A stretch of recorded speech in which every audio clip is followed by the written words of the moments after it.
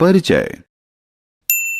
इन चीजों को देखो: चिट्ठी, समाचार पत्र, radio, telephone, television, fax, mobile phone और इंटरनेट। ये सभी हमें एक दूसरे से जुड़ने में मदद करते हैं।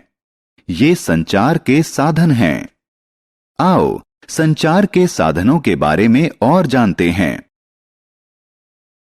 आओ सीखें। संचार के विभिन्न साधनों के बारे में बताना। चिट्ठी की यात्रा समझाना। संचार के आधुनिक साधनों के बारे में जानना।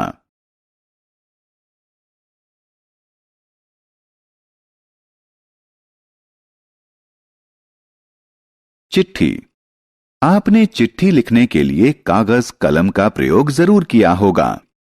हम दुनिया में कहीं के भी लोगों से सूचना के आदान प्रदान करने के लिए चिट्ठी का प्रयोग करते हैं।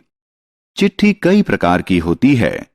इनमें पोस्ट कार्ड, अंतर्देशीय और लिफाफा सबसे प्रचलित हैं। क्या आपने टेलीग्राम के बारे में सुना है?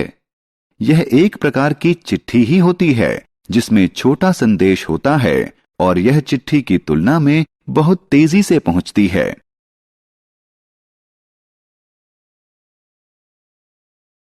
चिट्ठी का सफर।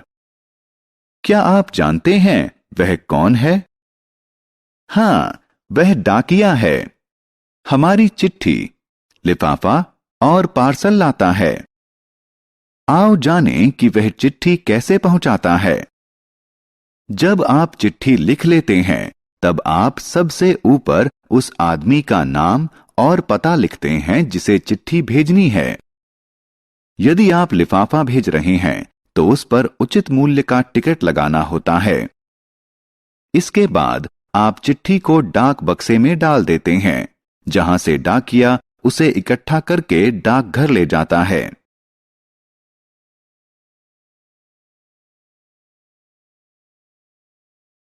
यह डाकघर है।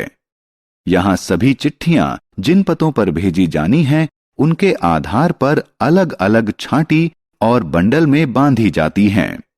इसके बाद ट्रेन, बस या हवाई जहाज से अलग अलग झोलों में उनके निर्धारित स्थान तक ले जाते हैं। अपने गंतव्य के मुख्य डाकघर में पहुंचने के बाद चिट्ठियों को उन पर लिखे पते के अनुसार छांटा जाता है।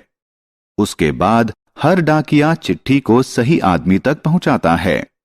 इस तरह एक चिट्ठी एक लंबा सफर तय करती है और अपनी मंजिल तक पहुंचने में 5-6 दिन लेती है। समाचार पत्र। यह एक समाचार पत्र है। यह संचार का सबसे सस्ता साधन है। समाचार पत्र कागज पर छपे शब्दों और चित्रों के माध्यम से दुनिया के बारे में सूचनाएं देता है। समाचार पत्र कई भाषाओं में छपता है।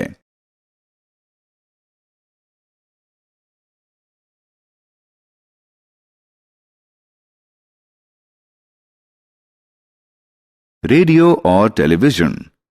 दोस्तों, आओ संचार के कुछ अन्य साधनों के बारे में जानें।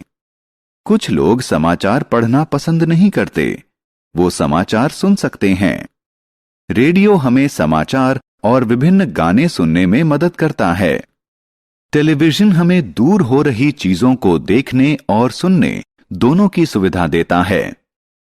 हमारे घरों में हम टेलीविजन पर फिल्म, शिक्षाप्रद कार्यक्रम, खेलकूद और समाचार देख सकते हैं।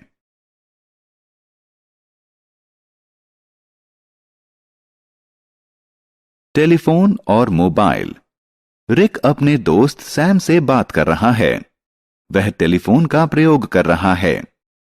टेलीफोन के तारों की सहायता से संदेश के आदान प्रदान में मदद करता है।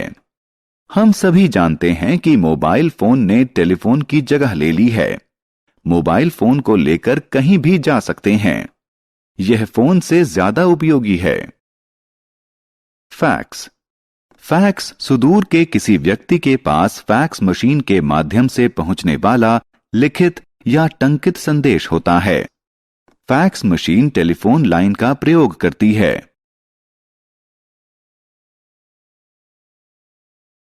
इंटरनेट। आज कंप्यूटर और इंटरनेट का युग है। ईमेल कंप्यूटर और इंटरनेट के माध्यम से भेजा जाने वाला टंकित संदेश है। ये माउस के एक ही क्लिक से किसी संदेश को कुछ ही सेकंडों में पहुंचाने में सहायक होते हैं। हमने क्या चर्चा की? चिट्ठी, समाचार पत्र, radio, telephone, television, fax, mobile phone और इंटरनेट संचार के विभिन्न साधन हैं। एक चिट्ठी हम तक पहुंचने से पहले 5-6 दिन का सफर तय करती है। रेडियो हमें समाचार और विभिन्न गाने सुनाने में मदद करता है। समाचार पत्र कागज पर छपे शब्दों और चित्रों के माध्यम से दुनिया के बारे में सूचनाएं देता है।